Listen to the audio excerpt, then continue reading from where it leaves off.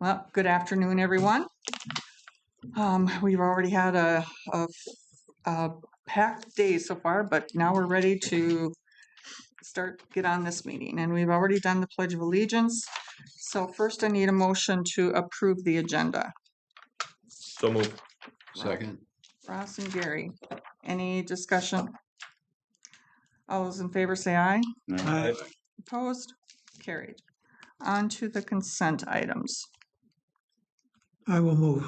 Warren, And Second. I don't understand that number 4 one there, but second by Ross. That was the Jet ski. where they got the DNR grant for. oh, So that's what that is, okay. to replace the old. It looked like to me it was an expense. Oh, well, it's It is an it's expense. reimbursed by a grant. Oh, okay. So, and then we were going to sell our old one Yes. and trailer to buy a trailer for the new one. So, Oh, yes, that Yeah. rings a bell now. any other discussion? All those in favor say aye. Aye. Opposed? Carried. Okay, issue form. Ross? Okay, so I attended the AMC District 3 meeting up in Hallock with Warren. We're there. Warren was there. It was just a ton of information, and Yeah? and it was a lot to absorb for I'll call it the new guy. Anyways, but it was really good. I also had a one watershed, one plan meeting up at the Middle Snake Tamarack watershed building in Warren. A lot of things going on. One thing that will affect Polk County for sure is the cost sharing for these erosion control projects are anywhere from 75% to 90% cost share. And it's on a rating system of how that works. And so the board decided to make everything a 90% cost share across the board and use that rating system as kind of a ranking for projects to spur more interest in these things, because some of these projects are expensive, and when the board is paying 75%, it leaves the landowner or the person doing it with a pretty sizable bill. So there's a lot of projects being denied.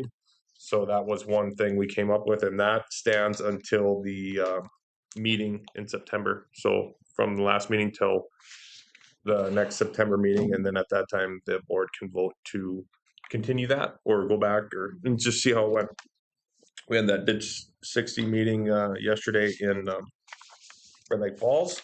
That one of those I consider, and I hope they contact the One Watershed, One Plan from the Red Lake Watershed District to help with a lot of those funds available for things like that, for that project they're going to do.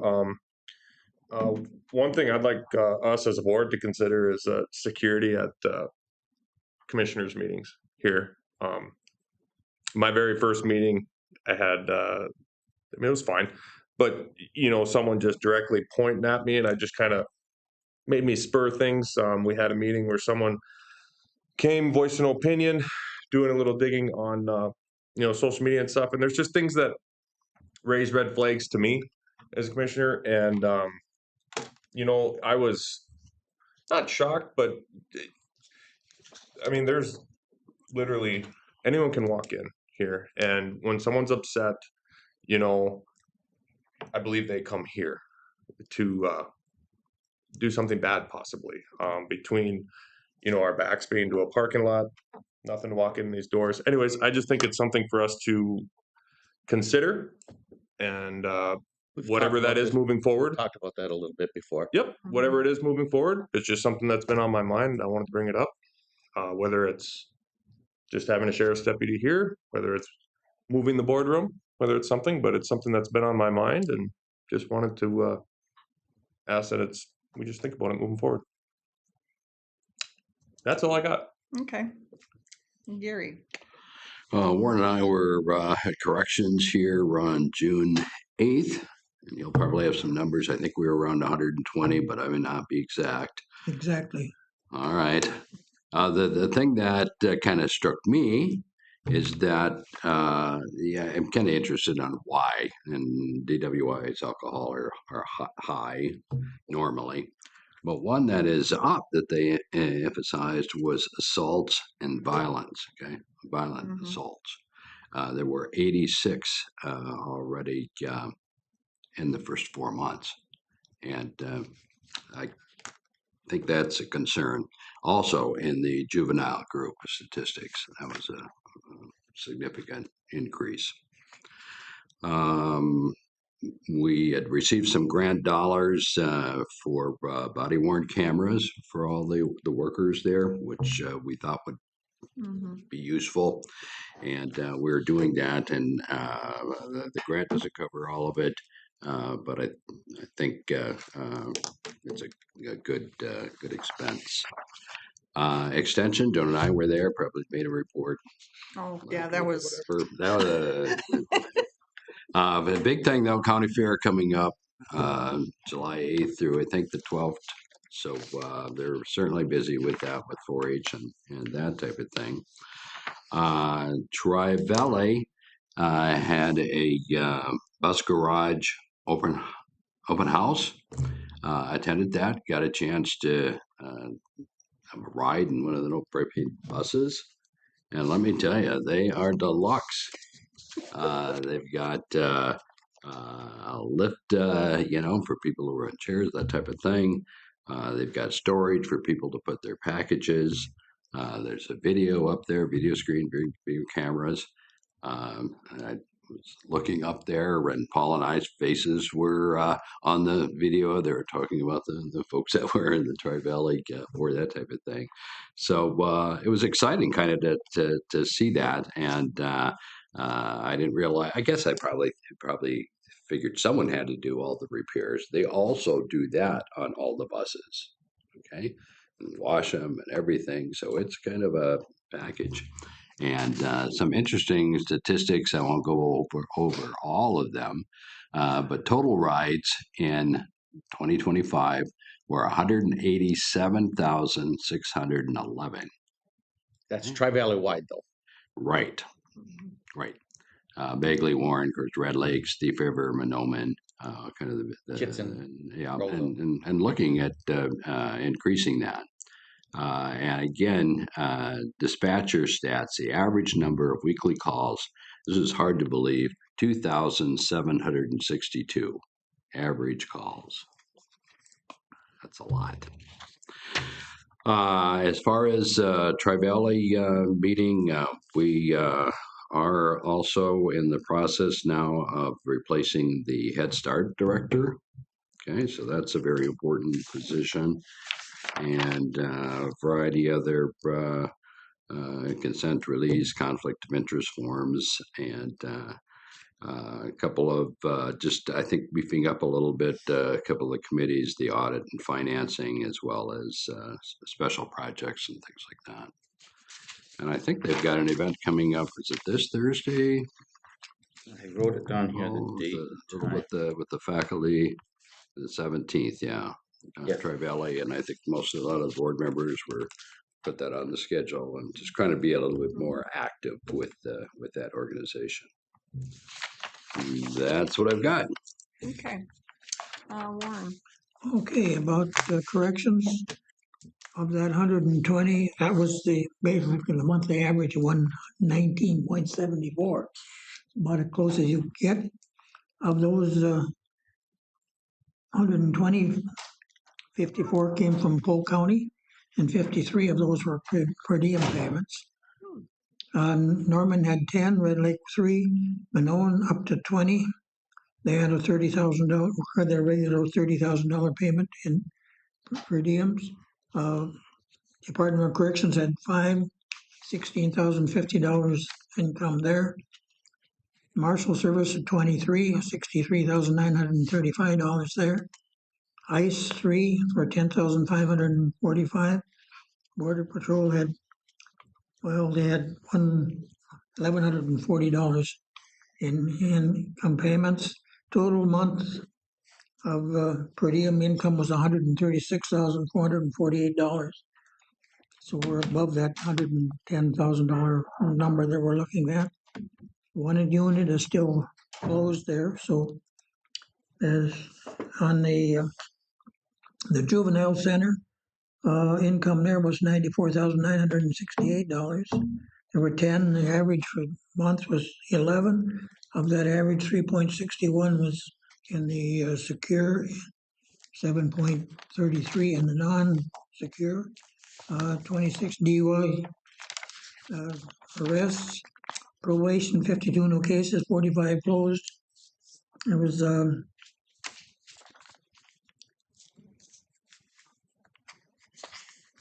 okay, 10 new personnel stayed in the jail, but then they lost 5. 2 in juvenile center, and they had 1 resignation there. They're doing a wage study, first in 5 years, and that's a $13,000 cost. And they was an MCIT grant of $20, which will cover most of a $35,500 cost for body-worn cameras. And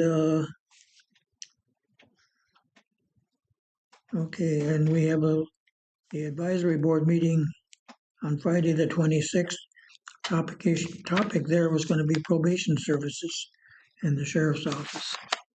And that is enough for me. I had another meeting canceled because of lack of business. So, good, I didn't have any more than that 1 meeting last week. I got about 5 of them this week. Yeah. 3 of them tomorrow. Oh, that sounds like my schedule. Okay, Paul? A few things. First of all, ditch meeting yesterday, that was good. Interesting that I think it was a ditch 60, something we talked about 2 years ago, and they're just getting to it. I mean, to me, it just befuddles me that it can take 2 years to take these funds and use them. But whatever it is, what it is. I've fielded a couple of calls regarding the new proposed pig site, the pig farm site in my district.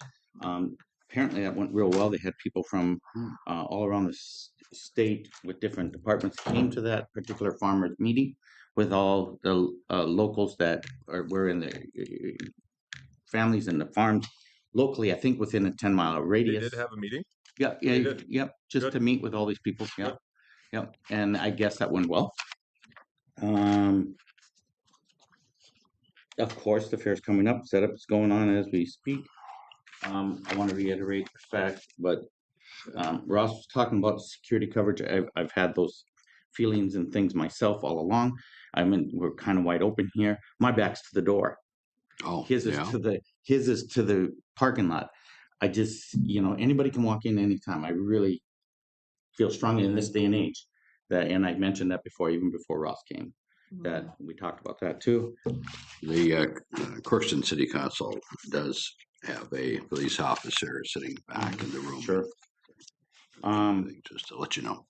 Of course, the Tri-Valley, it was a good meeting, but it just seems like these meetings get longer and longer and longer, and they talk about more and more things, and they want you to be on more and more committees, and they want to, sometimes that's frustrating to me, but it is what it is. But a couple of things with that.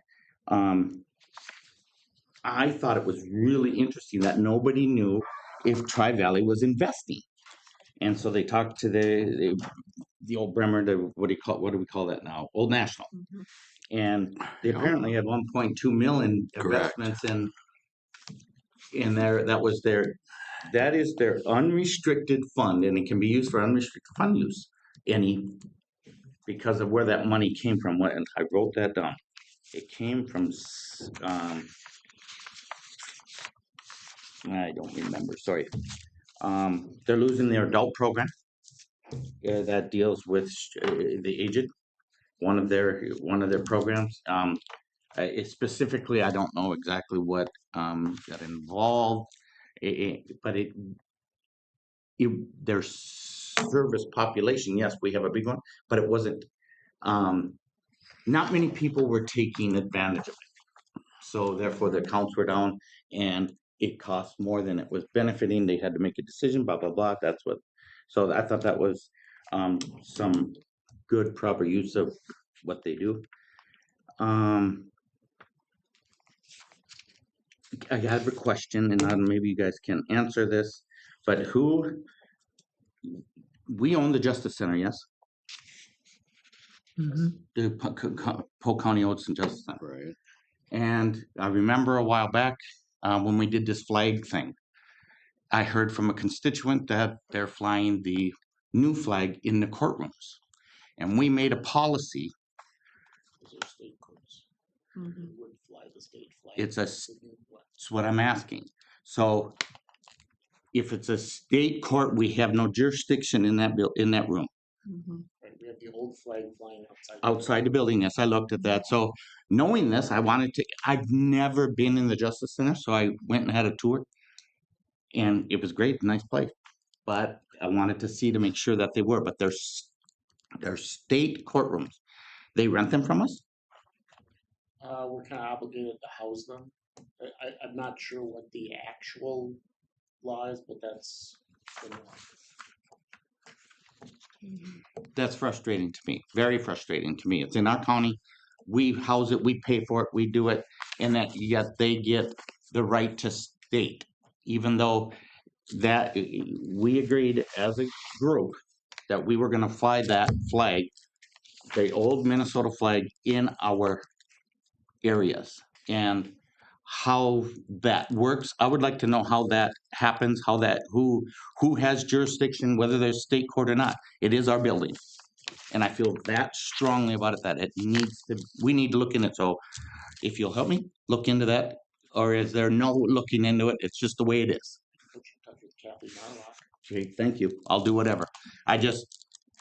If we own the building, we made the policy a year and a half ago when we did that. All of us voted yes in favor to fly that flag, and I think that that's very important. It tells people who walk into that courtroom, whether they're being tried or a part of the system, it shows them something, and I really feel that strongly about it, that it needs to be fixed.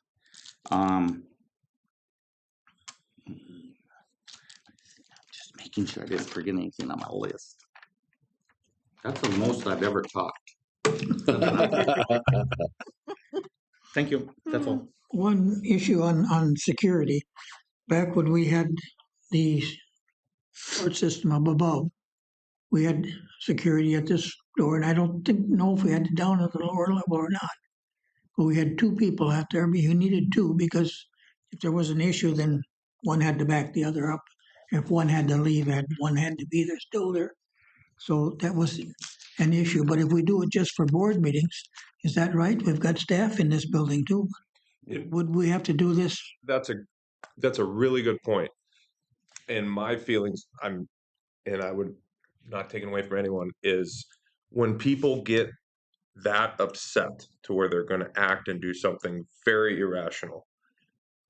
I mean, correct me if I'm wrong, but you don't see on the news of them walking into the DMV hall. It's courtrooms, commissioner rooms, city councils, things like that. I just don't. I'm not one to wait till something happens to then act. I don't. Nothing happens until it does. I've always kind of thought that way. I'm just one person. I just feel if people are upset, this is where they're going to come, and not to take away from any of the county employees or anything like that. That is not I'm not putting us on a pedestal above anything. No, it ain't about that. I just think it's a rational thought. And I think I'll even give you that, Ross. It comes from our military backgrounds where this comes from. It's just common sense stuff that you get from that. And people, if you don't live that and learn that, in the 9 years I was in, it was you always thought of it. I wouldn't even go into a big building with my wife, and she says, "Why can't we go in? Why can't we go to the concert? Why can't we do this?" Because I need to know my form of escape or defense plan when I go into these. And she wants to go to these concerts with 1 billion people. Just me. So That's an issue. I don't know the answer to it, but I think we certainly could bring the issue to our sheriff and see his thoughts on that and And capability to. honestly, I'm not even overly comfortable talking about all these security issues live just because of that. I'm just broadcasting it to the world, in my opinion.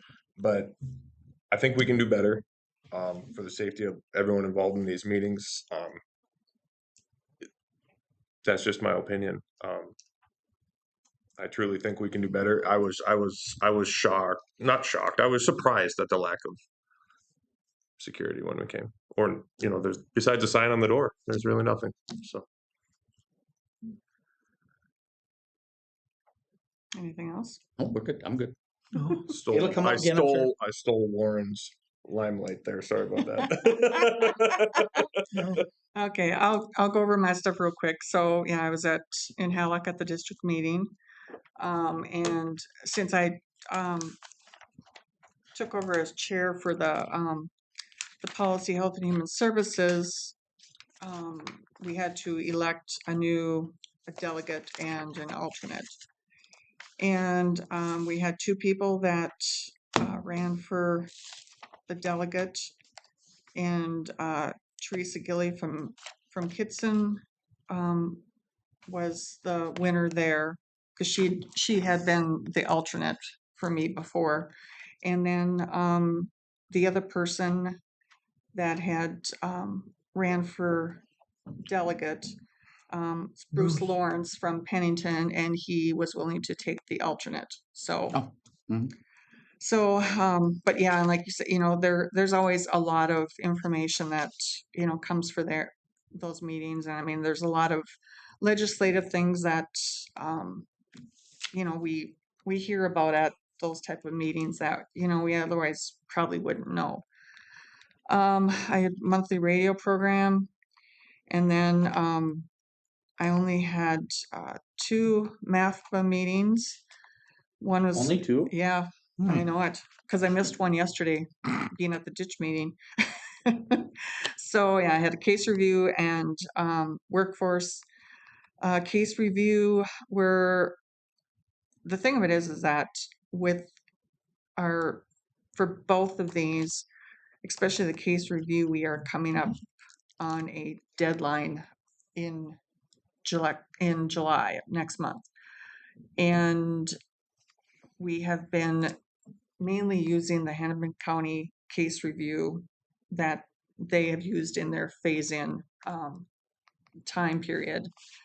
And, we're, uh, making the changes because there's certain things in there that are specifically for Hennepin County. And, they will not, it doesn't, like some of their programs and stuff, resources, the rural areas don't have. So, we've changed kind of the wording and stuff on some of those things, but still at the same time trying to stay compliant with the law. So, and then we also have to, once we finish it, we have to bring it back to the full state work group to be voted on.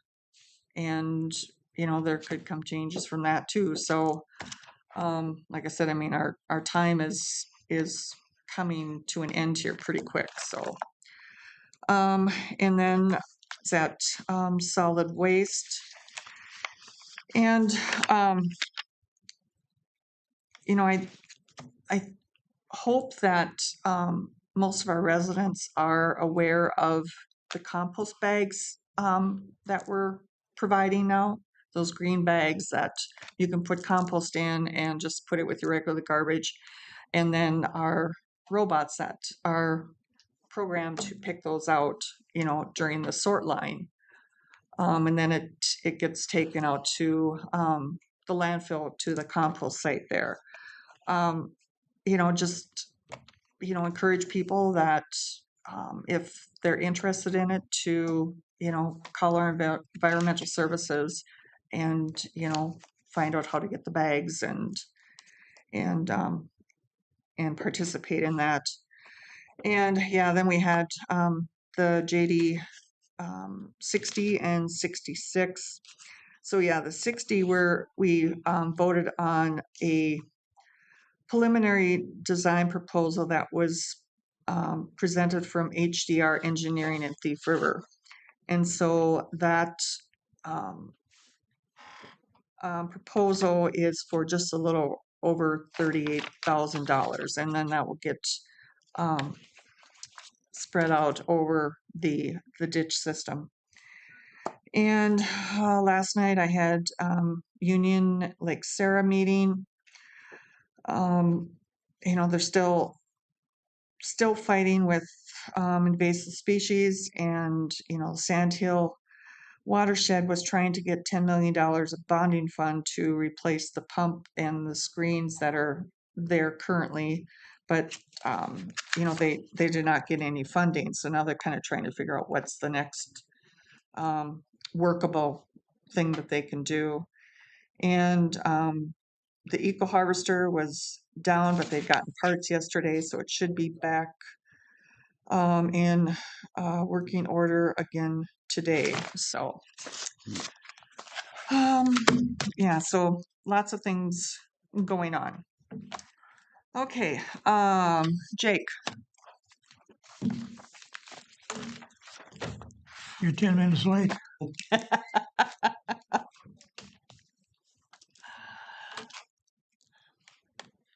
Well, good afternoon, everyone. Afternoon.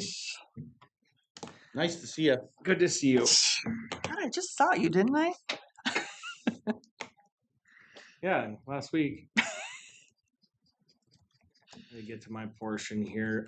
First action item, I had a area hauler from Red Lake County actually, and I just wanted to go over with the board. Red Lake County is not a partner county in our 6-county group with our solid waste district that we operate out of the incinerator and the transfer station in Crookston and landfill in Gently. This area hauler has been receiving calls though about hauling within Polk County, roll-off services, because they are directly to the north of Polk County. They're getting calls from the Mentor area and kind of bordering the Red Lake Polk border there. So they've submitted an application. It's Paul Eckstein with Eckstein Enterprises, third generation operator of that. He just purchased this from his father Cal last year, it sounds like. And so he's looking at obtaining a Polk County's hauler's license. I've went over in great detail with him that Polk County will only accept Polk County waste. And so that's something that he is, in a understanding of, that we aim to only service Polk County. In the future, we can anticipate, we have been approached by Red Lake County about getting them into our group as a possible solution. But right now, Red Lake County waste is managed at the Marquette landfill. So it goes north up to the Hallock area. There's no action on that today about Red Lake becoming a partner. Just want to make that very specific that he's under the understanding of demo and bypass roll-off services coming to our landfill has to be Polk County generated waste. That's how our system's set up. So looking for a motion to approve Paul Eckstein's application from Eckstein Enterprises LLC to obtain a current valid hauler's license in Polk County. How much does he haul, do you think? It's dependent. He's been fielding a few calls a month. So it's mostly what he's getting calls on re-roofs and, demo projects. And then every once in a while I'm cleaning out the farmhouse or something. So providing Likely roll-off isn't from the service. south part of the county. It's from up there usually, right, or not? Well, it'll be from bordering Red Lake County within Polk Yeah, there. because he's in Red Lake Falls, right? Operates out of Red Lake Falls. Yep. You said this is Cal's son? Cal Eckstein's son. Okay. Correct. Oh, Yeah. I didn't. Okay. Yeah, I just met him last week on Tuesday. So Yep. Yeah, because his dad Cal also used to carry dairy milking equipment and stuff. So that's how I know them. But Just so none of the other guys that get torqued off at him for stealing their territory. I don't think so. well, and that's kind of the it is very much a free market. Yep. It doesn't mean that he can't, haul in Polk County as long as he has a hauler's license. Right on. So it's Mhm. fair across the board, but he can't be hauling Red Lake stuff that's it. You and said- saving mileage and you said- doing I'm those. sure he understood that Correct. part of it. So Correct. did you He's under motion, the Paul? understanding. Okay. We'll be coordinating with Wade, our landfill supervisor, about spot checks and things like that. It's kind of hard with demo, Mhm. but if we see that, hey, crossing a line or somebody would see that, we would have to suspend and work through that process. So we've done that in the past. It's not It's not something new. something new. It's Okay. you basically hold their license over their head and say you got to correct it, or you won't have a Polk County hauler's license. And that's when you're saying, to protect the other haulers from Right. doing it the right way. If they're doing it the right way and he's doing it the wrong way, you know who's going to get a hauler's license next year and who's not. So I That's what I'm have getting at. I just want to make sure. I have no doubt that Paul wants to operate the right way, or he would be doing it without a hauler's license. Mhm. Yeah. So Yeah. Okay, so you made the motion, Paul? I'll second. Okay, seconded by Ross. You are recommending, of course. correct. That's why it's on the agenda. Oh. Okay, any other discussion? All those in favor say aye. Aye. Opposed? Carried. Okay, I will need your signature as well, Commissioner Lee, before I leave. So, Okay. remind me. Okay, I'll try. But too much stuff going on. Switching gears. So I have an in-term use permit. Application was filed for temporary placement of a secondary home on a parcel. We'll kind of go over the specifics on this. Applicant is Elena and Clemente Boyanoff. They are looking at placing a trailer home on the property for her mother. So we have I'll just get to the staff report. We have a clause in our zoning ordinance that talks about manufactured homes temporarily for family members who are disabled. It allows, as long as they're meeting these conditions. We have been provided with the first one of documentation that she is disabled. She's suffering from polio and other illnesses. So applicants submitted all the required and meets all the zoning criteria. They are looking at installing a new septic system, which would be in conformance. That's standard F there, conformance with section 21 of our zoning ordinance. We are trying to set up the septic system so that if their home septic fails, that we aren't just doing this expensive septic system for temporary. We're trying to set it up where if they should have a functionally failing septic on their home, that this could then be tied into for the future. We have no idea how long the family member could be on the site. Hence why we're looking at issuing an interim use permit. One of the big things that comes with it is the conditions we put on it. This isn't something I just made up. It is a zoning ordinance standard, subpart 2 there. The manufactured home shall be removed from the site within 120 days of such time as it or the permanent residence ceases to be occupied by a family member. So take that as she's going to a nursing home. You have 120 days to move that off the site, and we're willing to work with people on that. They're under the understanding this is temporary. This is not a set up a secondary home on the site. The reason being is because of how it's situated on the site. This is kind of a landlocked parcel with an easement. The only way our zoning ordinance allows us to subdivide this would be if they would be to purchase a 66-foot swath of property and then have an easement over what they own. That's the only way we could subdivide this property. Or the township plats this road in, which the township isn't willing to really base that up. So the landowner to the east, township? Winger Township. Okay. It's just west of Winger.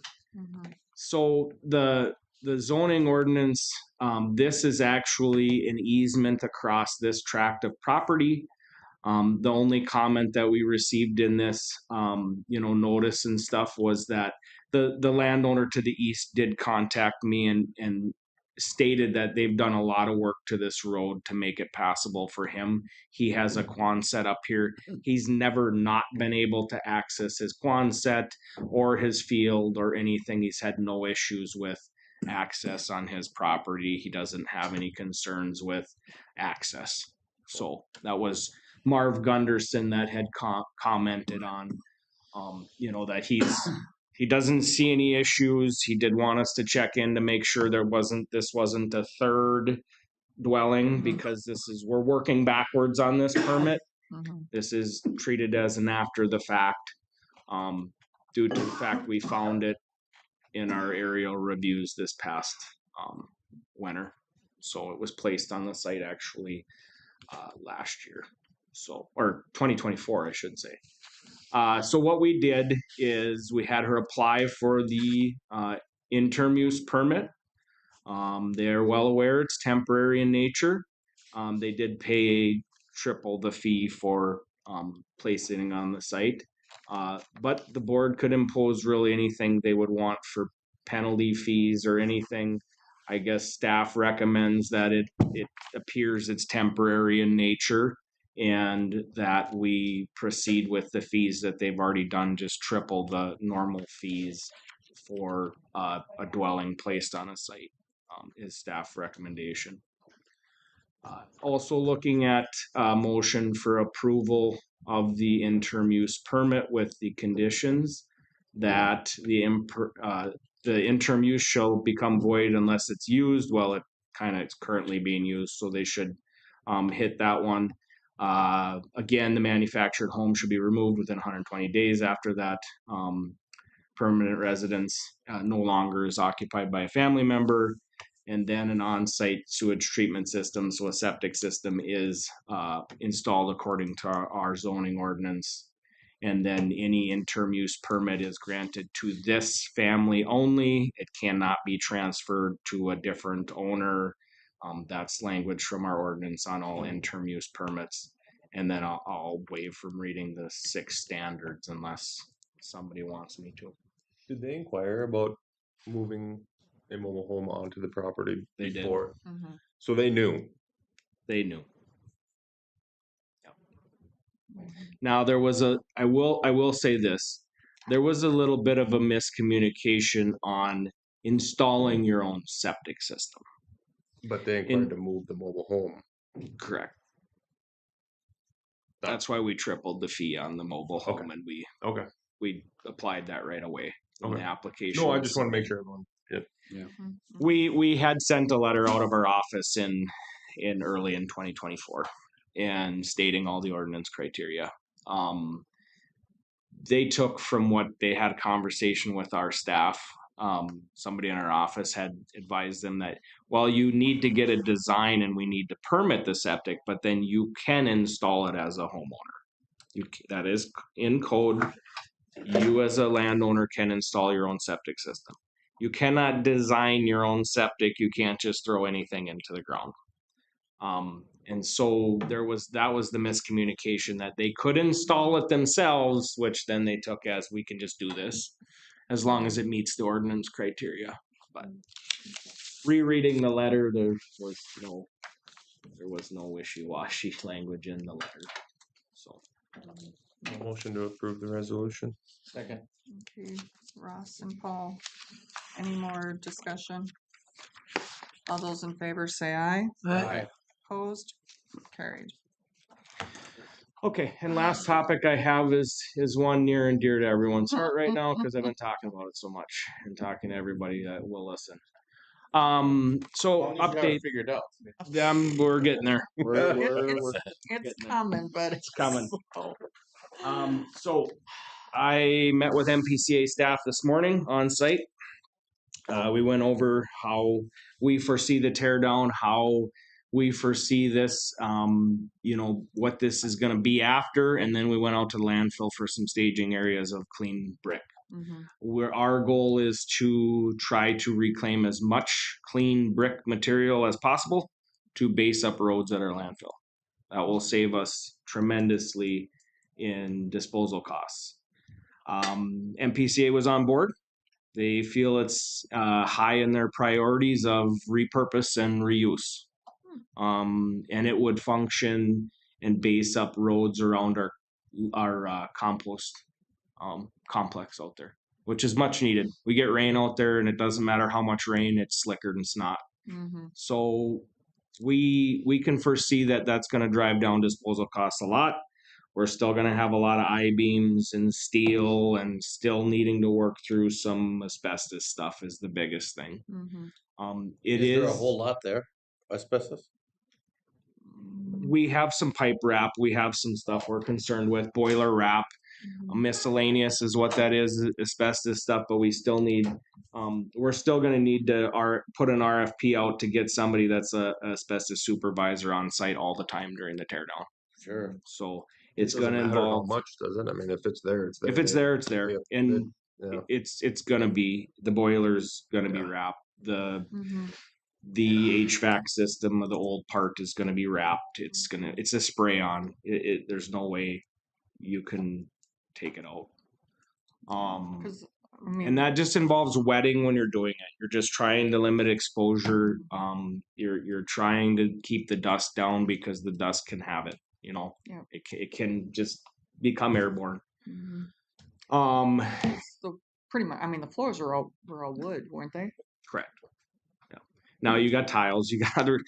There's a lot of other miscellaneous materials in there that are overlaid that we have no idea when they went in to renovate it as a possible apartment complex if all that was taken out, because nobody has any records on that. The former owners have no records, Yeah, so etc. that would have been like 80s, mm, late 80s when it got switched hands to Mr. Bergman, or That's 30 years ago. well, they don't have records anyway. Yeah. I've checked with all of them. Sorry. Anyway, I did obtain the original blueprints of the addition part. There was nothing for the 1913, but the 1950s portion, I met with Tony from the Heritage Society this morning, Okay. or the Heritage Center, Yep. and I obtained those documents. I'll be sending those to Widseth. We'll work through that. They should help tremendously with the RFP to what they can kind of spec out what they're looking at. Right. Yeah. So right now we're trying to gauge, will MPCA allow us to stage the material for reuse within a 3-year period? Wade at our landfill says there's no doubt we can move and manipulate that brick with equipment we have within 3 years. So that's the goal, is we're staging it really close to our demo landfill. And probably within 30 feet of it. And so any dirty loads would just be pushed over. We would pay a tipping fee on that. We can't waive our own. That's how we operate. And then all the stuff we reuse, we would base up roads. There's plenty of roads that need to get built out there. So Mhm. There should be a good amount. You may not have enough for it all, but we got a couple big buildings that are in enough. need. Yeah. Yeah. I mean, So- there's a lot of brick in there. It's gonna be a big price tag. Is demolition going to be the entire building? Is there saving part of it? Isn't there some private operators in part of the building? There's an automotive center that Jason maybe owns connected to it. That's some of the stuff Widseth is working on how do we detach Mm-hmm. Yeah. this building because from that what he was- does. Wouldn't, That was all in of the the- building would not go under the current plan. Correct. All of the building would go versus any private Mm-hmm. section of the building. Because I mean, what it actually is, I mean, it's the main part of the school, because where Jason was the new gym, and then where Well, Robbie Jones has the gym. He renovated, and then Smaby's got the auto shop that Mhm. bridges between where we're gonna tear down. Yeah, and then Those yeah. aren't tax forfeit properties. They operate on their property. They own. Yeah, and that was that wing that was added where Robbie is. So The plan is to do the demo without disturbing any private property on the other adjacent. We're already dealing with MCIT on 2 claims that have been filed, which surprisingly, they're extending our liability coverage for a couple trailers that were involved in the collapse. So that was actually good news. That's good news that we have liability coverage that's getting extended to people's private property that was damaged. That was a big question mark that I had. I didn't know. We have some other school buildings in this county that are candidates for demolition too, including in Crookston. And I don't know if the Mentor one's being used at all Oh, yeah, anymore. Mentor has been redone. That The Mentor one's- one is in good shape. The fire department operates out of that. It's the storm shelter. Yep, and Erskine is being used. So The Crookston ones, I'm not familiar that any Crookston building has tax forfeited.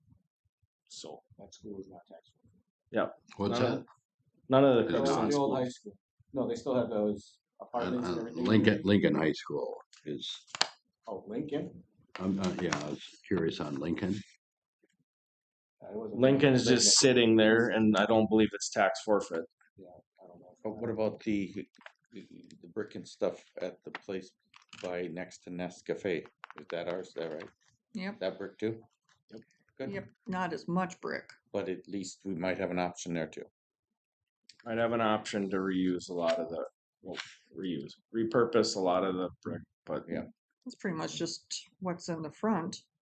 no, it's entirely brick. Well, but the one wall is adjoining, so that one doesn't get counted. Well, the Nest Cafe is only 1 story on that portion where that building is 3 stories, so there Mhm. would be something where you would. It was 3 stories. It was. It's still tall. The brick's still on the outside, so there is a lot there. But this project blows that one out of the Oh, water. yeah, This yeah. one is. Mhm. This is similar to tearing down the entire Crookston, the old Crookston High School. They tore a portion of that building down, the old part. That building is comparable in size to the old Crookston High School. It's a big building. Mhm. Lincoln School is not tax forfeited. Is not. Okay, yeah. Well, we knew this was coming at some point, but just not now. Yeah, we wish the school districts could have them back now. I don't know if there's issues, but they seem to want to be able to dump them on some private owners or whatever at a ridiculous price. well, Get them anybody they off want there, to just let's- wash their hands of it. Is Mhm. what they want to do. Yeah, and I don't know that people, understand, like with these tax forfeited properties, that the cleanup, removal, disposal, everything is tax dollars. There's no funding usually that's available for those things, so. Jake's just giving you an update on what Mhm. status the McIntosh building is. We're not. There's no action here, right? Right. no no, action. Just, What I was just the next step is getting the RFP out, request for proposals. Then we get some dollar amounts. mhm, So yeah, I'm meeting with Widseth on Monday. okay, Brent is out this week, so Monday I will be pushing on him to get that RFP packet out so we can send it out to contractors. right, yeah, okay. See where we go from there. Targeting this year. Everything went okay with the Johnny Holmes concert? Yes. I didn't get a chance to go, but. Yep. winter Mr. Schultz weather- gave me an update. Everything went without a hitch. Very He good. lives right now. Like to hear it. Mhm, yeah, so, Very okay. good. No issues I was aware of. So if anybody, No, I hadn't heard of any either. Mm. Yeah, that's all I have. okay, Thank you, Jake. that's Yep. enough. Can I secure your? Oh, that's right. See, I forgot. I didn't.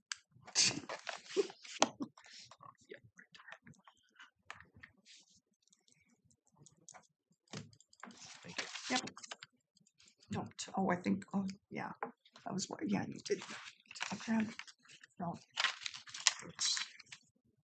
Okay, Yeah, I don't want anything extra. hello. Hello, good afternoon. I have 2 agenda items. The first one is a request for approval of the Polk County Guardianship Policy and Fee Schedule and Marnie Kelly did present on this subject during the social service board meeting. This policy outlines the process for initiation of guardianship services for clients served through Polk County Social Services, eligibility guidelines, and parameters for payment for county authorized guardianship services. The expenses of legal intervention must be paid by county in the case of indigent persons under section 524.5, 502, and chapter 563. Minnesota statutes 524.5, 502 also states that the court shall consider a fee schedule recommended by the Board of County Commissioners. The fee schedule is outlined on Appendix B. Action requested is the board approval of the Polk County Guardianship Policy and Fee Schedule. Okay, so like we went over this policy during our social service board meeting earlier. So looking for a motion. So moved. Gary, I'll second. seconded by Ross. Anybody have any more questions? All those in favor say aye. Aye. Opposed? Carried. Okay, the second agenda item we have today is a replacement of a family-based service provider working in our children's services due to resignation. The action requested is board approval to fill a family-based service provider position and to fill any internal subsequent position vacancies occurring because of this action. So move. Warren, I'll second. seconded by Ross. Any discussion? All those in favor say aye. Aye. Opposed? Carried. Okay, thank you. Yep. You have to be quicker next time. You're pretty good. That was pretty fast. Okay. I was like, please queue up the things.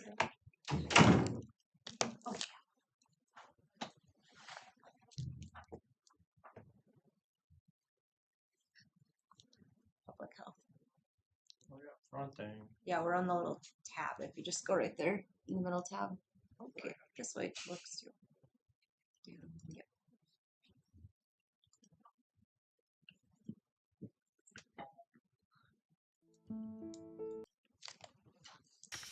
Shop Granger.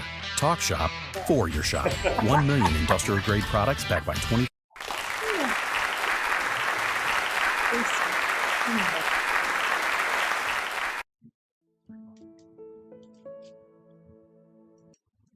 Okay, thank you so much.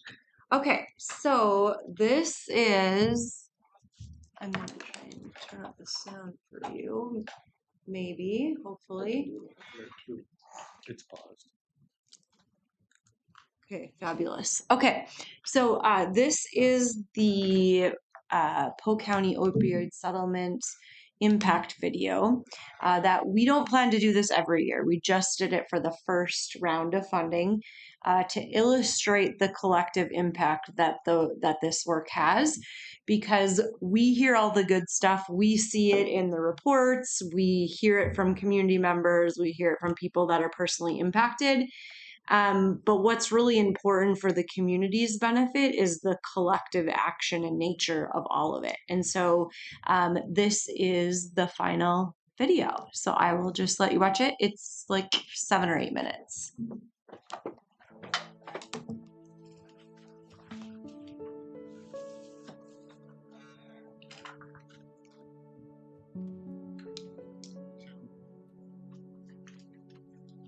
Seems like it's quick. Yep, thank you. The council formed as a result of a national settlement that happened with opioid pharmaceutical companies. Hello, my name is Sarah Reese, and I serve as the Polk Norman Monoman Community Health Board Administrator. And specifically to this initiative, I am also the Polk County Public Health Director, and we have the privilege to serve as the Chief Health Strategist for the Opioid Advisory Council. We are affectionately on the ground working in and with community, and so it was important to the state of Minnesota and the planning team that the funds were used across the state. We first looked to understand what was happening in our community, and we did that across 3 areas: prevention, treatment, and recovery. Interestingly enough, those are 3 words but have a lot of meaning. For different people, they mean different things. For example, prevention can mean primary prevention, education, training. For other people, prevention means harm reduction. But the thing is data, and there's the story behind the data. People in the jails, they're our sisters and our brothers and our husbands and our dads. They're people, and to give back their humanity and let them know that they have a reason to change. Because some people come from backgrounds where they don't have much of a chance to see the world any different than what they're raised in. And we can give them a reason. We can show them that there is a reason that they can change when they lose hope. People do recover, and those who recover like to help those who are in recovery. I never had the help like my company gives. And to be a tool for them to grasp onto what is out there so that they can know and the community can know that there's hope. It helps me to help others. It helps me to have a success story of seeing somebody else succeed. When we think about substance use and substance use prevention, we also think about all of the ancillary supports in terms of people feeling welcome in their community, feel like they belong in their family and in their neighborhood and the spaces that they live and work and play. We also think about one's just general mental health and well-being. Can people bounce back when things get hard? We want all people to be able to navigate life's trials and tribulations. The program that we've implemented focuses on accessibility and dignity, ensuring that our guests have immediate connection to resources, treatment, counseling, and supportive services. It takes a long time to build a therapeutic relationship, and that's really what the partnership is implemented to do, is build that therapeutic relationship for the guests to feel safe, to open up and be vulnerable. Our story is one of collaboration, commitment, and compassion. They see it and they get education and awareness, and apparently they are calling us. They wanted to get help with their loved one, their children. And children also, they want to get help. Because now we're equipping them with the knowledge, so now they feel more open to discuss the issues in the community. Whereas before, it's like really a stigma type thing. They can't even talk about it, but it's become more open. Opioids and other drugs also have the effect not just on themselves, but on their family, on their neighbors, on their work environment. And so we had to look at it at all angles, and it is not something that can be solved easily. A lot of families that do go through addiction, whether it's prenatal or parents still struggling with addiction, tend to need more help when it comes to regulating their emotions. And teaching kids to be able to do that can also prevent a lot of future misuse of drugs. When you have actual tools in place that kids can use to actually learn how their bodies feel and how their bodies work, and they can come use actual tools, that's really the whole point of it. It's not a canned lesson that just says, well, this is how you should do things, but it actually gives them the tools that they need. Long-term sobriety, and then the ripple effect that creates not only for the one individual, but then all of the people, family members, community members that are also impacted, that we continue to see that. We really do care about all the people in the community. We care about the inmates. We want them to get help. We want them to get treatment. We needed to get people access to care and treatment much faster than we were able to do it in the past. I think that's been the main goal of this initiative, and that's really what we've been working towards. It is so much easier for us to help students continue making healthy choices. Harm reduction has an important role in our communities as well, and just making sure that Narcan is available, accessible, strategically located, it is an important part of that. We're serving families within the communities. We're helping create connection for them through activities that we do. We are seeing that this is beneficial for families to be connecting and to be a part of something but not every family is the same, and that every family deserves to have a place where they can be and they can belong, and that every family deserves to be part of a community. And when you unpack the story, that's where the power lies. Because it tells what's really happening in our community. It tells the impact from a day-to-day perspective, and it also offers opportunity for that partnering entity and other collaborators into the future. And the part that makes it wonderful is that it expands our reach for collective action to partners that have a focus on prevention, treatment, recovery, harm reduction, and sort of everything in between. And so when you get that layering effect, you get a much broader community impact.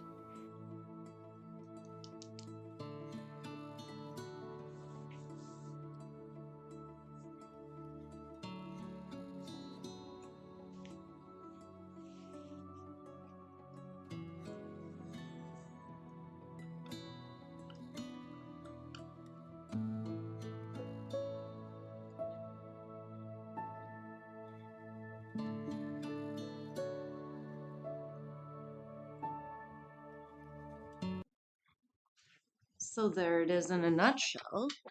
Bottom right corner. The double right there. Let me go back On the to bottom, here. Click on that PDF icon. Bottom of the screen. There we go. Thank you. All right.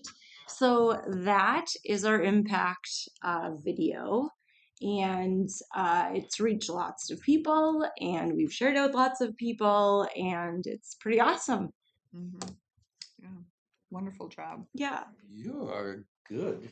It's like almost a little tearful, and I've seen it, 200 times. And it doesn't happen without the council, right? And it doesn't happen without the group effort. I mean, I don't know why I'm crying. It's very joyful. It's not a sad thing. It's very joyful. But it's clear, like, we have heard a lot of stories about people having hope that they didn't have before, and it's incredible because it's right here. It's not somewhere else. So that is awesome. I don't know why I'm still tearful. I guess I'm just being a tearful person today. They're tears of joy, so I'll take that. I'm sharing my tears of joy with you. But very proud of our partners to be able to share their story in a way that can be meaningful. And also, I mean, the whole piece about the impact is really to also aspire for others to be part of the solution, right? Because we all live in our communities and we all intersect with people in lots of different ways. And so addiction is really difficult. And it can start and look like a lot of different things. And so our ability to be able to support people in meaningful ways is just so very important, and very, very proud of the work that we've done. Transparency, accountability, like all the things are just there. And at the end of the day, it's really not that much money for the investments that we've made, and are having very collaborative solutions. So super proud of the work that we're doing. The impact report in a much more boring format is here to give you a little sense of the results that we've had since the funding has been going. And I'm not going to go over everything with you because you all can read. It's all here. But I just want to call out a few things. So at the crux of all of it, and I've said it 100 times, but collaboration is how we get this done. We cannot have the reach and the outcomes without the collaboration. And I think that's a pivotal element of public health's role that's often taken for granted, is the assessment, the community conversations, the strategy element that goes into that, and then making sure that we have that collaboration across those areas of prevention, treatment, recovery, and harm reduction, because everyone needs something a little different. So excitingly, we have our total investments for that period were not quite 364,000. You can see we had 7 projects that we ended up fully supporting. There was an 8th project, if you remember, that was included, but ultimately it was not the right time and place for them to execute their contract. And I would much rather a project say now is not the right time and place for it to be difficult. So that was how that played out. And that does happen from time to time. You can see just some of the high level reach statistics. These are all people. They're all people in our county. They live, they work, they play, they have families, they have neighbors. And so all of these folks were able to have a connection to our work directly or indirectly. Would be remiss if I don't share my appreciation for the council. Our council has been very dedicated. We've only had a few people come and go from the council when the timing was right. So certainly appreciate them. I appreciate the state's attorney general for including the role of the public health as the chief health strategist. That term just sounds kind of funny to me whenever I say it out loud. But nonetheless, like the element of convening people from a wide variety of backgrounds in our county to provide all of you with recommendation based on their experience and feedback, I think is a really special thing that we're doing in Minnesota. And you can see all of the variety of things that our public health practitioners and myself are doing in this space. Community health work, of course, looks a little different than clinical work. It's not one-on-one, so we're looking at that broad population health. And then down here, this is just a summary of our activities of what we've been up to. If we take a look in the past, certainly want to just pause here for this council member list here. And we have folks also within Polk County that have been providing consultation, have been participating in meetings as well and sharing their time with us. So very, very appreciative of that as well. So then we get down here into the recap. And again, I'm not going to go over all of it, but essentially this funding was from July 2024 to June 2025. And then we did extend that offering to complete their funding by December of 2025. And that was just, we wanted to, we recognized that we were starting at like mid-calendar year, and with budgets being established, we wanted to create that flexibility if our partners needed that. And so here's a high level overview of what that ended up looking like. So originally we had awarded a little over $427,000. Our total investment for the RFP process for our RFP partners, those 7 partners, their invoices back to us. A few of them didn't fully expend their contract, which that's how it's driven by expenditure. So $316,000 odd dollars. The portion for Polk County Public Health, which was over 2 calendar years, so a little over 20,000 each year for our role. And then you can see this total amount. And of course, we looked across all of these areas. So that's in a nutshell of how the initial RFP process played out. And then in the next section, again, here is just showing the recommended funding, the actual funding that was paid out, and a bit of a summary to jog your memory about what each of those grantees were working on and how that played out. And then this is just a summary of those different 4 areas. This section right here, again, I won't go into it, but we broke it down by each of those main sections and showed you for each of our grantees ways that they contributed in these various spaces and how that looked and what some of their outcomes were. So there's some pretty wonderful outcomes that we saw over the just short year period. And then, sorry, I'm going to make you sick for a second here. System level impacts, because we think broader than just the here and the now. So as we were doing this work, we were looking across the continuum of care. And so there's 4 priorities. Collaboration, which I've echoed many times.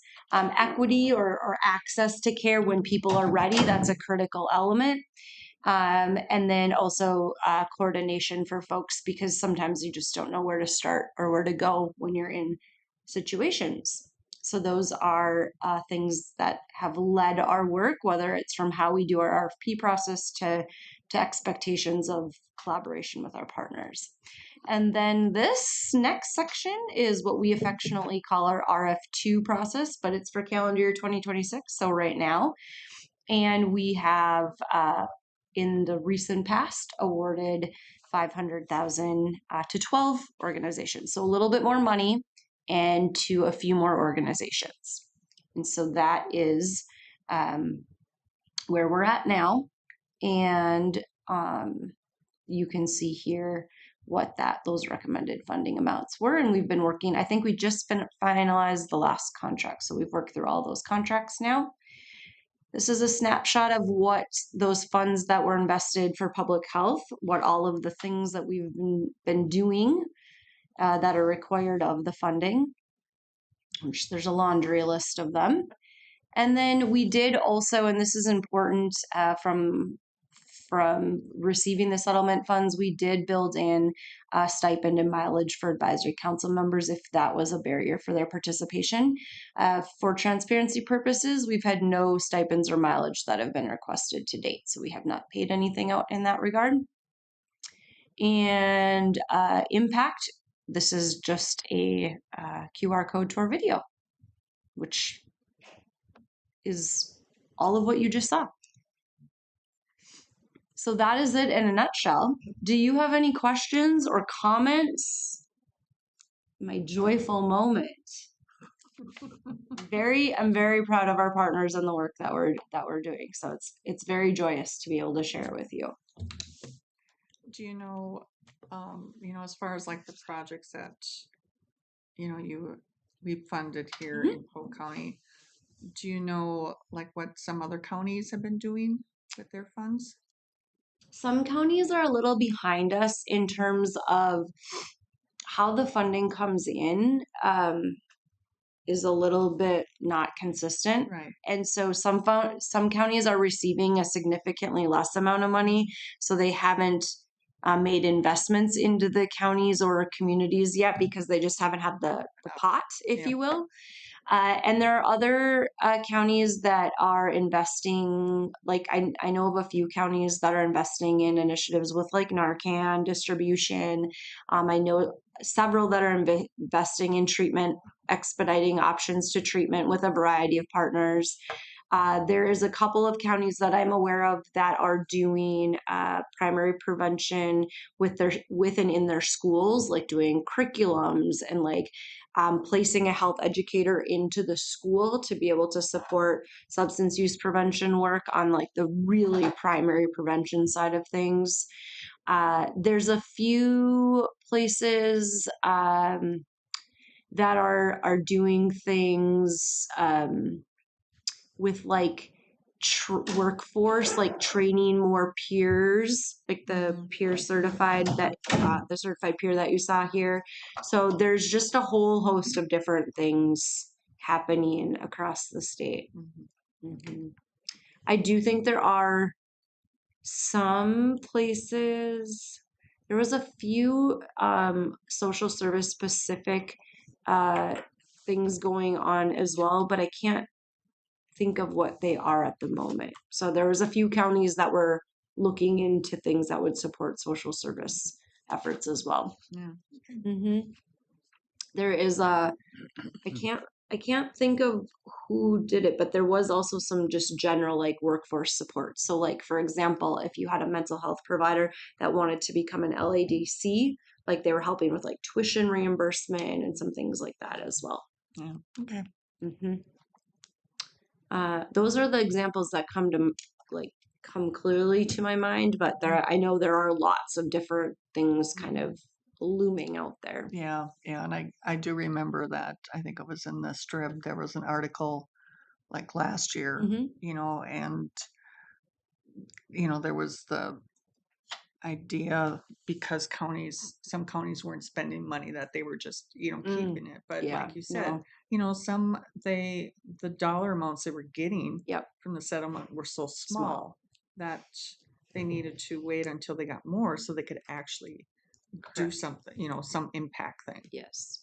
And we're required to have it in its own fund, and it's all a whole Mhm. separate thing. So, yeah, that absolutely was a issue, is that people, I mean, you can't fund something you don't have money for. Like, that's just the brass tacks of it. So there was definitely counties that are in that position.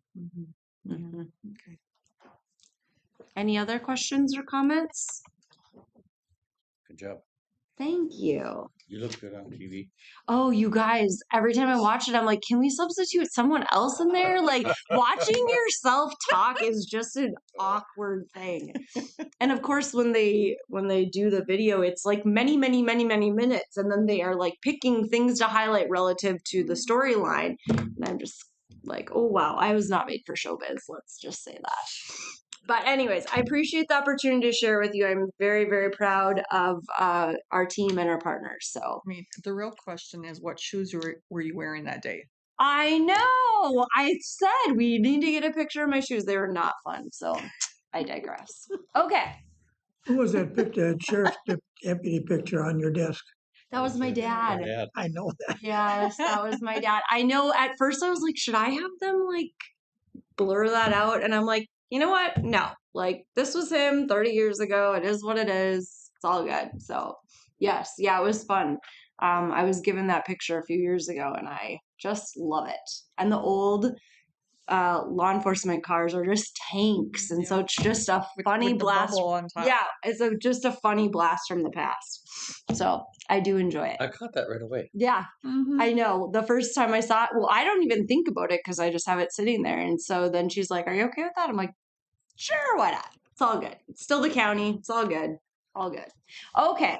So the next thing is, and this will be a quick item here, the Polk County Active Transportation Plan Survey. So there is, we have the Statewide Health Improvement Partnership, which is a program for chronic disease prevention within public health. And we do a lot of work with active transportation.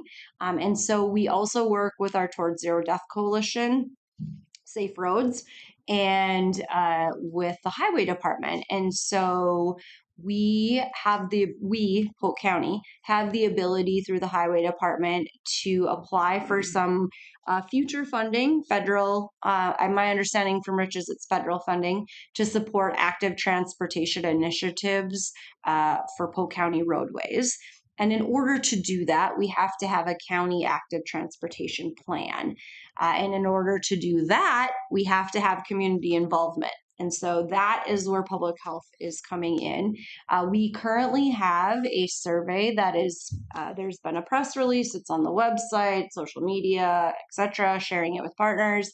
And essentially, it's a short survey for folks to give the highway department and public health feedback about Polk County roads. There is the initiative this summer going from the pavilion to mentor, right? Yep. Right? Yes. Okay.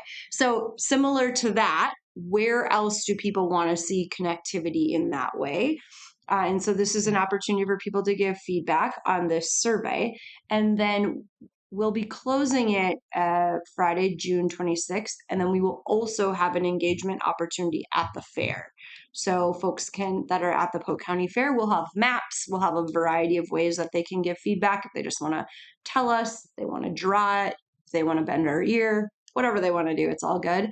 But there's just more than one way to give feedback. And then we'll be taking the other transportation plans like Crookston and East Grand Forks and communities that have their plans, and then adding this information to support an active transportation plan for the county. And then Rich can utilize that when he is applying for state and federal initiatives. So really exciting partnership across departments. It's been great. We've been working with GIS, which is also awesome. And so great opportunity for the community to give us feedback. So if someone mentions it to you, that's what this is. and really just focused on bringing more resources to the county based on what our residents want to see. So, good opportunity for future investments. Okay.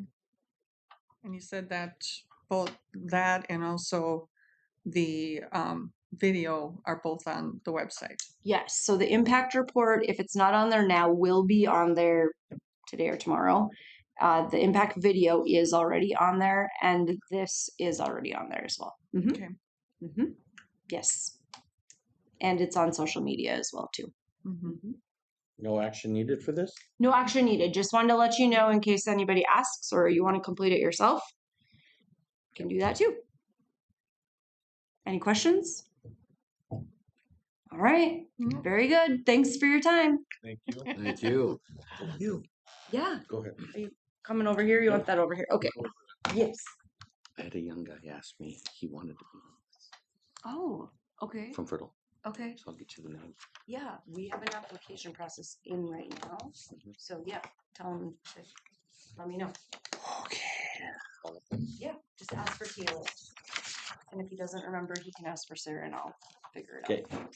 He's from Fertile. He goes to Fertile School. Okay. Yeah, no, that's great. Thanks. Appreciate Okay. Good afternoon, everybody. Good afternoon there, sir. Yeah. So last few meetings, we've been going through the wage grid proposals coming out of the DDA wage market study report. And what I've got before you is a resolution adopting not only we've adopted we've accepted the study. So this would be to approve the grid and make some of the changes that are noted in the resolution. Just going back a little bit over this, it's a 2% increase in the grid. There's also an addition of 3 grades at the top. This would apply to the union groups as well. In fact, they've already been contacted because they're aware of this. And then the grades that have to be adjusted, or the positions that have to be adjusted by grade, are noted in the resolutions, very much like the annual resolution that we do for non-represented wages. And then the 3 positions that, strictly speaking, you negotiate with, county administrator, county attorney, and the sheriff. I did have discussions with both the attorney and the sheriff, and since they have an annual wage, we had to kind of calculate up what the first half is, what the second half would be, and come up with this number. And those 2 numbers were agreeable to them for their total 2026 wages. And I'm one of the ones that gets moved from on the grades, and I would be placed on step 5 and progress through the steps like any other employee. Unless you want to talk to me individually about that or collectively, I would rather, if this isn't acceptable, it is to me, then we would talk about it probably in a negotiation session. This would be effective July 1. And there's the grid. I don't know if you have any questions, anything more you want to know on that after 2 or 3 meetings we've had on this. Wait, how did the unions respond? What's this we hear about? That's what I thought. Yeah, Okay. I've handed it over to the HR director and the county attorney, or the labor attorney, to draft up MOUs. Okay, good. So it was addressed. Somebody heard something. Well, yeah, I mean, those are public meetings, so people are watching what was said and going through it, and so forth. And it's fairly straightforward for pretty much all unions. There's only 2 positions in the sergeant's group that have to get regraded. Sure. But other than that, it's But no huge backlash or anything. Nobody's come and talked to me about it. I did have one union business agent stop by my office, but I happened to be out that at that time, and They haven't returned. well, I think, I mean, I've got Lisa to respond to them. So, there's 8. So those have to be drafted up and put together. Essentially, what that would mean is this is going to be the grid starting January 1. Pretty much everybody except the 2 sergeant positions remain on their grade and step. So I know a couple years ago, or, the other time we had done increase, July 1, and, there was not probably the most ideal thing to do. Are we going to have the same issue with this, or is this one just going to be a little easier? That one we negotiated that to have multiple, or the first half and the second half. This is just an action. We'll develop the 2027 grid off of this, and the way the spreadsheet works is just take this cell right here and multiply it by the COLA, right? And the whole thing ripples through. I don't know how all that. I'm not an Excel spreadsheet maven, but I know that if I multiply that by the COLA, it all changes. And then that gets put into the, that'll be part of the MOUs, because the contracts that we have are for 3 years. Right. So this will be for the second half of this year and all of next year. And then in December, when we do the non-rep wages for 2027 as part of the budget, it'll be that grid. Yeah. Okay.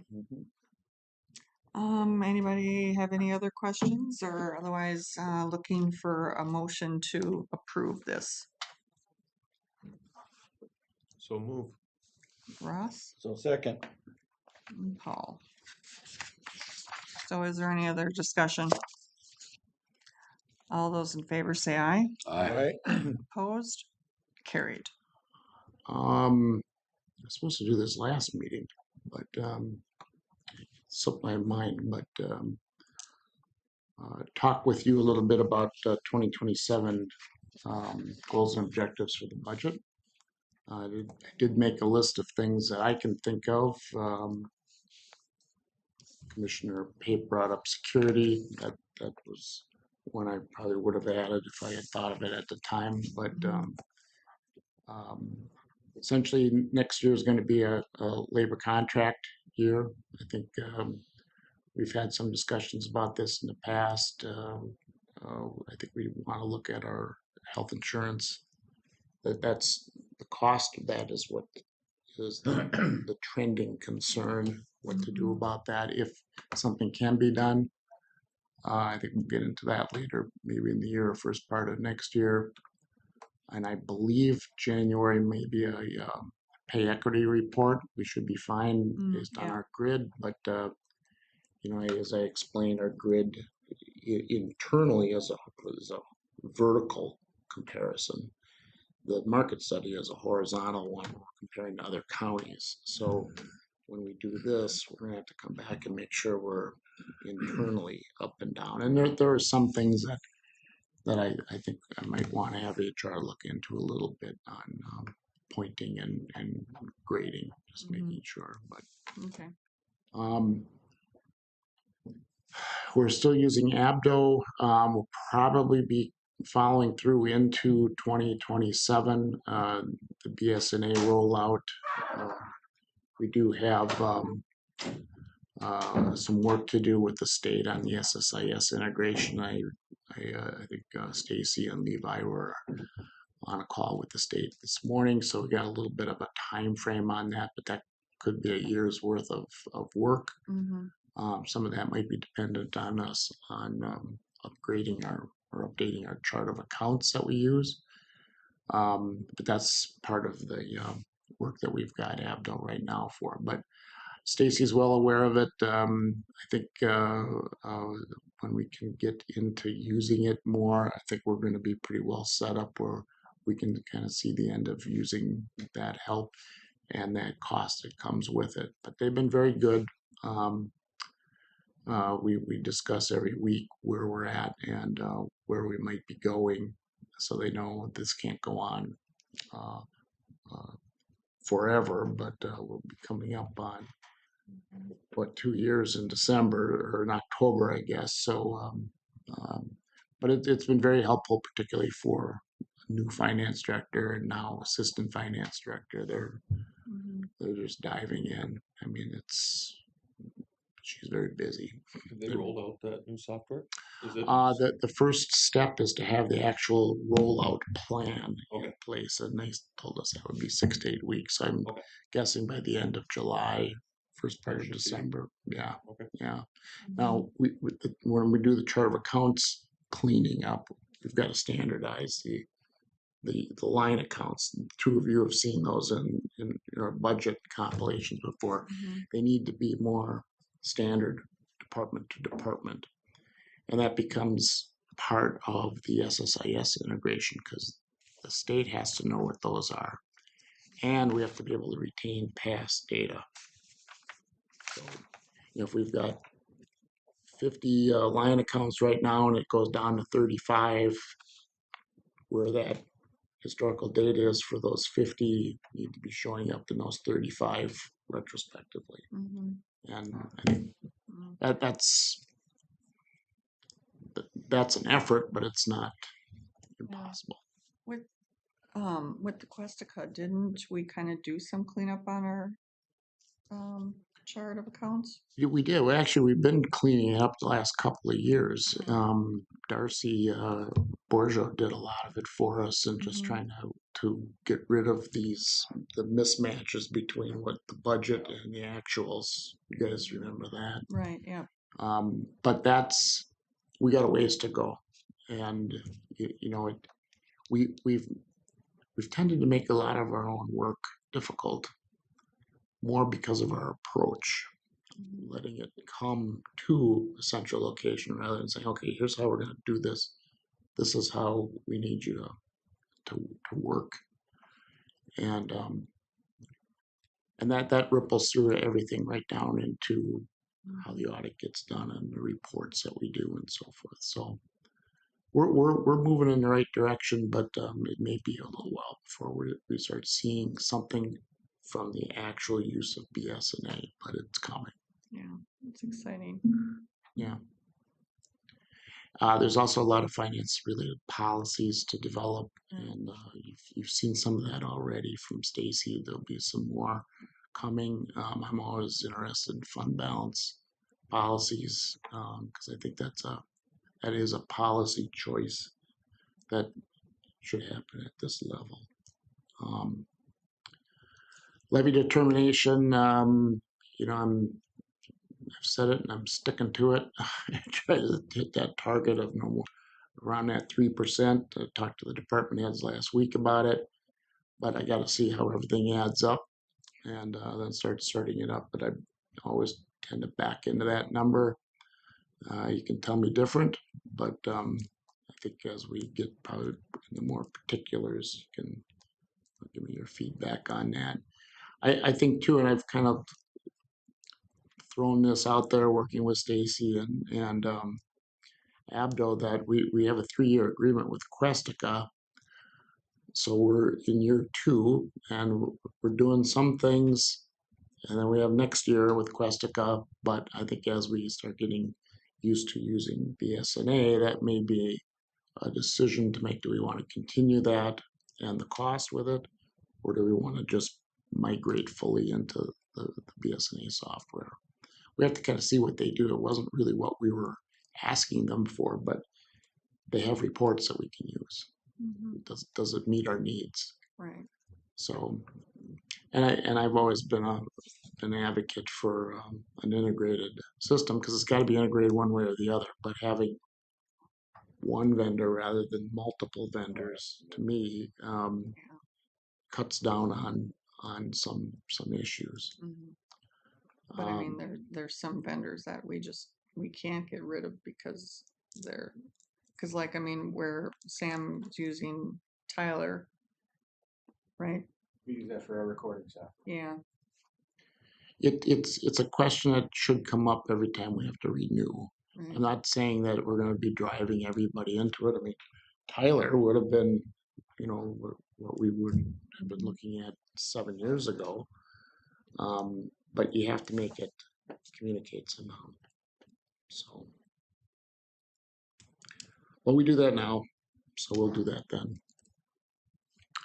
The auditor RFPs are about to go out, so we're gonna, possibly have a new auditor. I may have to come back to the board because I believe we have to notify the state auditor that we are changing, but we need to figure out if we are changing based on what we receive for RFPs. I've been told the Red Lake Watershed intends to have a bond done on their behalf, which is a county responsibility. So we'll be looking at that. Stacy's had some contact with them about that. Hopefully it's done a little easier than it was the last time. Is that bonding, is that to finance some project within Polk County or within the full watershed? Well, I believe it would be within the watershed within Polk County, but I'm not positive. I would hate to be financing something in. The Pennington or project wherever. that they brought up to us was within Polk County. Okay. That's the one we talked about yesterday. No. There was one. No? Okay. No. If it went cross county lines, yeah, I'm sure there are methods for doing that. You don't want to do two bonds. That's just more costly. You'd make an arrangement with the other county. So do they just do bonding through us or do they do bonding State through? laws, statutes, as far as I understand, is that not only do they have their county do it, we're required to do it. Mm-hmm.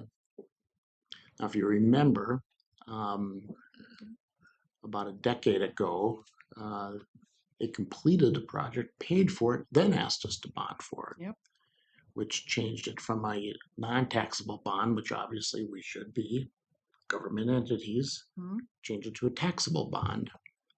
And some of their staff has changed, so we did work through that. It's the only time I've ever gone to a Red Lake Watershed Board meeting because it didn't make a lot of sense to me, but Nick Nicholas and I went up there, but I believe working with some bond counsel and attorneys, we were able to get that to be a non-taxable bond, but it's really meant that they're really supposed to be done before you do the project. Mm-hmm. It's really done before you pay for it. Mm-hmm. So I think we're okay right now from what I've been told. Okay. What's any idea what the number is they're looking at for? I just know it's coming. I don't know much about it. Yeah, I wasn't in on the call. I was over in the office. So, but Stacy met with Anna Lee and the bonding company and the watershed. So they've had discussion. Mm-hmm. I don't know the numbers. This is one that was held up a few years ago. So it's a project that they've been looking at for a little while. Mm-hmm. Mm-hmm. So the bond payments come from assessments to the improved properties. Mm-hmm. But anytime we do a bond, you're going to have the full faith and credit of the county standing behind it. Mm-hmm. So potentially this could be before mine and Ross's time that this bond is coming from. Not this one. Okay. No. Okay. No, but other ones, yeah, because there's other bonds we've been collecting and making payments on. Yes, yes. Yeah. But this one that you asked, we don't know. I just know it's coming. It doesn't really affect the budget. Okay, good. But it's there. But yeah, I mean, anytime they do a bonding, I mean, whatever the number that they take out in bonding is applied to what we are still responsible to some. Well, we collect it and pay for it, but we collect. Because isn't it something like 10 million or something is kind of the threshold? That's before... for a bank qualified bond, or up to $10 million, I believe. It's like a 0.25% interest rate lower, but yeah, so whatever amount they bond for goes I'll go You against can't that, start but 10 million. I don't think we're in danger of. No, but that it does.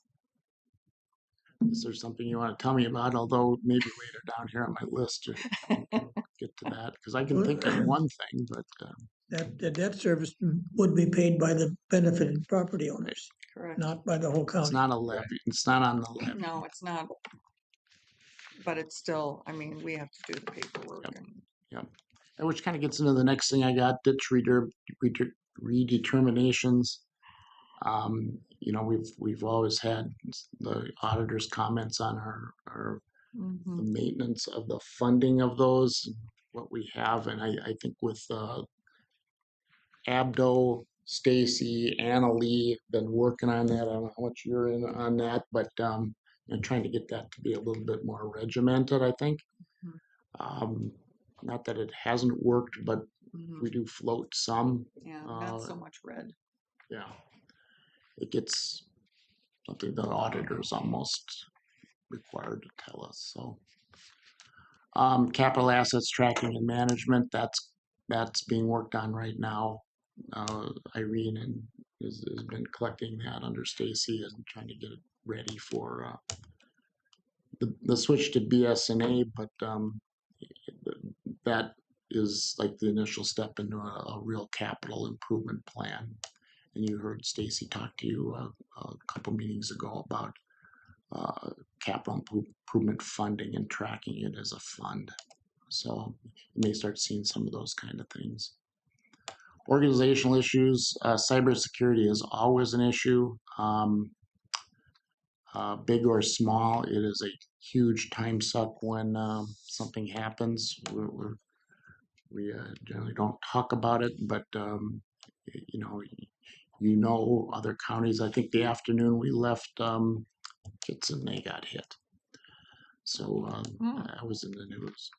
I did not hear that. So it always just depends where the vulnerability is where the issue is.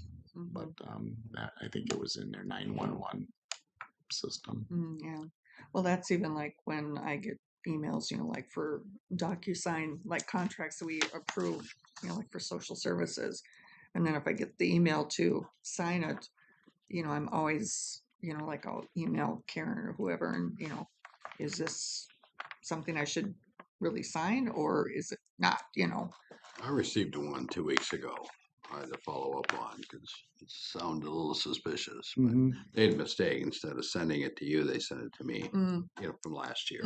Yeah, there's of course there's the phishing button that we have on our Outlook. You have any doubt, hit that.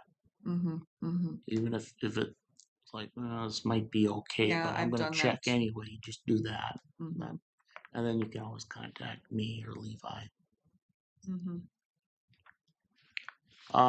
Working on now that the bonds have been paid off for the jail. I think the collective understanding is we need to address the Tri-County Corrections Joint Powers Agreement, specifically the cost share. So I'm working through some things with Stacy and Rick Langloy. We talked to Andy and Paul about getting together and seeing if we can streamline it, make it more clear, maybe make that the basis of an updated joint powers agreement. There'll be 2 new commissioners on that On the corrections for next year. Yeah. Yeah, and I think that even when I look at the original joint powers and the amended joint powers, it's very open.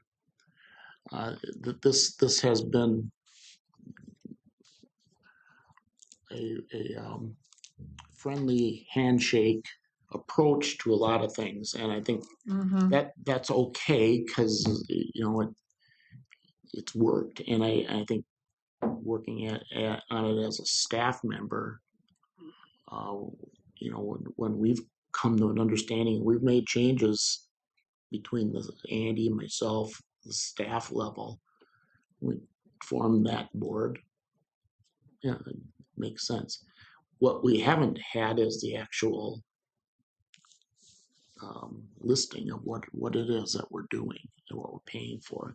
And some of that, you can imagine, if it's water, for instance, if there's a water meter for the jail as opposed to the rest of the building, that's very easy to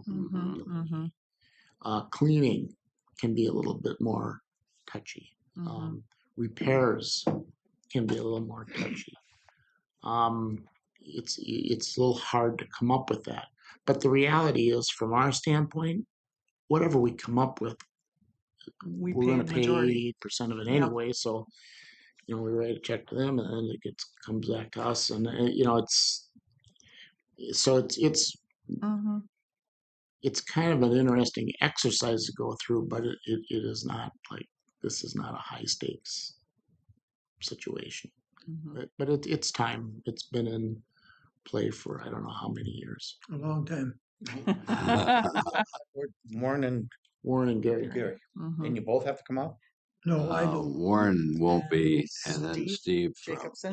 Jacobson from Norman Yeah, those County. two. So Well, I have a lot of interest in that, so I think I've mentioned that before. yeah. Well, you'll have two other commissioners to deal with. About Well, that whole organization is a little strange because the two small counties have 4 votes. Yeah, but we They got can 2. control a lot of things. But Polk County is owner of the building. We can say, baloney, we're going to end on this, and the arrangement, and it's our jail. You get out of here. Polk is the only one that can disband the joint powers. Now, We're not talking We're about not we don't going want to do there. that. No, we don't want to. No, but it's kind of offsetting. Gotta work it out. There's some things that Karen and I have talked about in the social services organizational structure. We'll probably come back to you at that when we get it sorted out. But I think that's part of some of the financial improvements that we're making. I actually note Tim on here. Our policies compilation. We've had Tim putting together as many administrative policies that we have. These are ones like your board rules, the personnel policies, but we have others too. And I've been kind of deliberately hoping that we can do it in 12 sections, and then each section, the department heads review one section a month. And we can make that part of the. That's been on our list for a while, hasn't it? It has, and it's amazing how hard it is to do this. But Tim, has been very good at putting this together. I mean, it's out there, and I think is it already on the intranet? Part of it is, yes. Yeah, part of it is. Good. Because we did the investment policy recently. That would fall under the finance policies, and so we'll have a bunch of those. Now, this will not cover things like how the sheriff department manages its stuff, but it'll be the countywide stuff. And you will have a list of all of those. Well, it'll be right on the and try to codify it, meaning number it and how to adopt and just get rid of things and so forth. But I'm going to try to do that before the end of the year. Well, I think by the end of the year, what I'd like to do is either that last meeting or that first meeting of the new year is that you just adopt the whole thing and say, as of today, these are the policies. Oh, sure.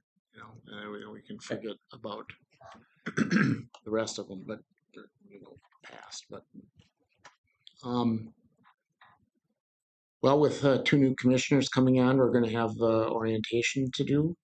That usually, I know AMC does some stuff in January, but we'll know who the individuals are in November, so we'll have some time to get to know them. And it's been a while, but we've had goal setting sessions of the board with a facilitator come in, and whether you want to do that again. Should actually get that out and see what we have accomplished off of there. Well, the last one was the finance one.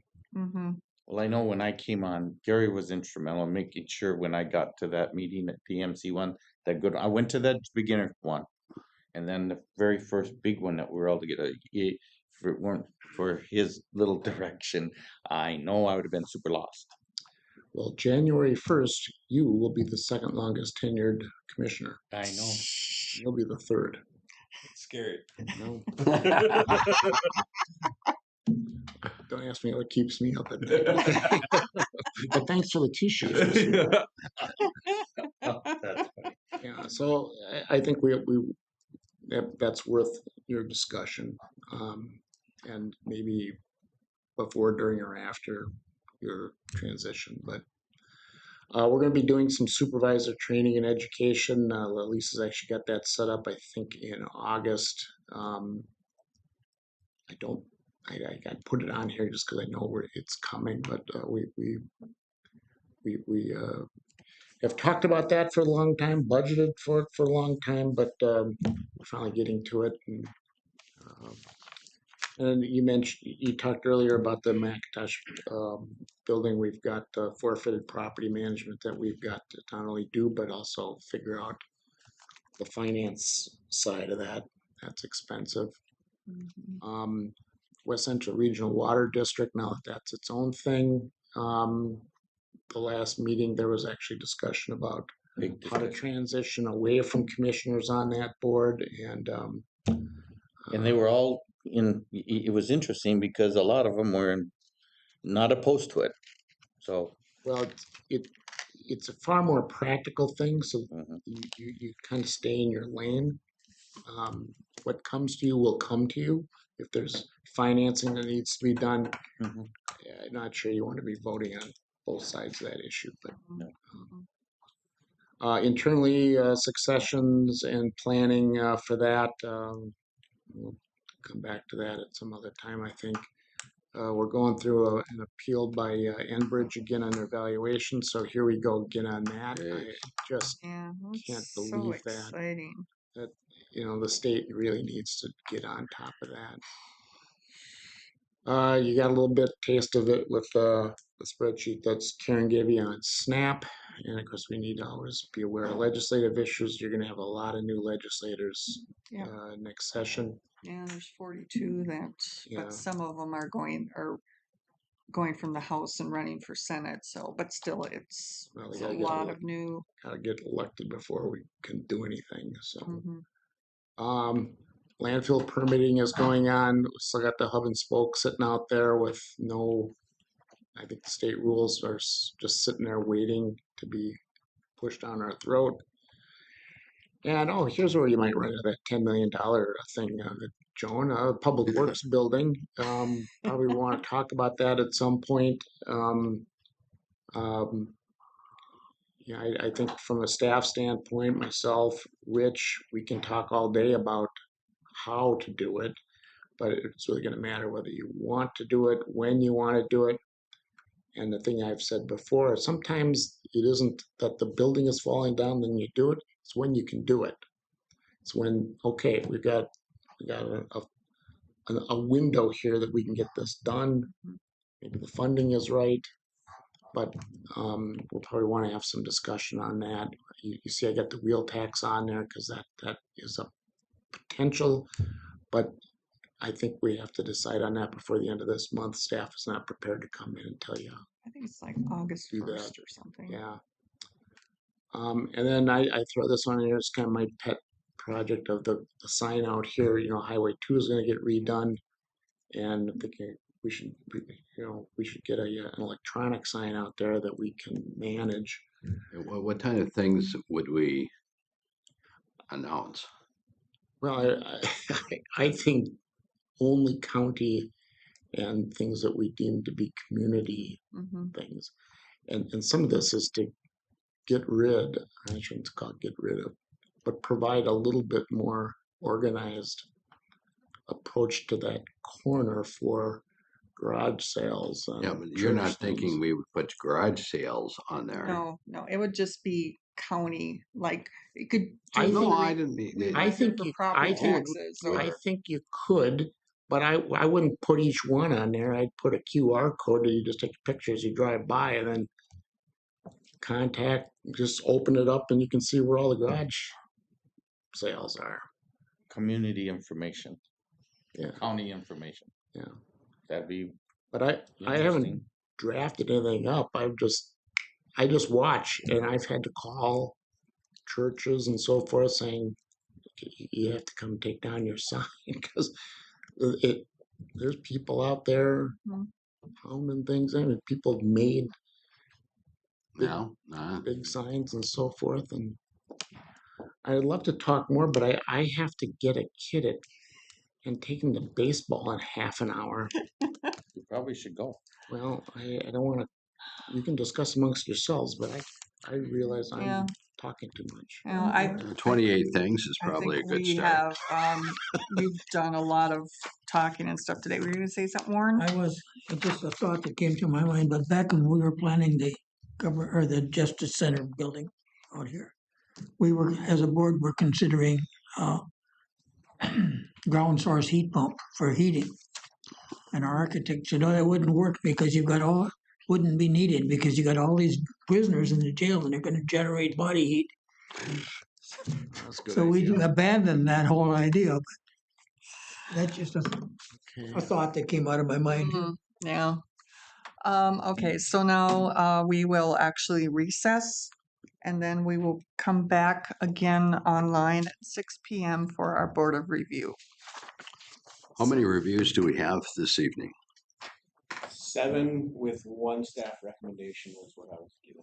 There could still be more throughout the day today, but that's what I got this morning. Okay, well, that's what you told me the other day too, so.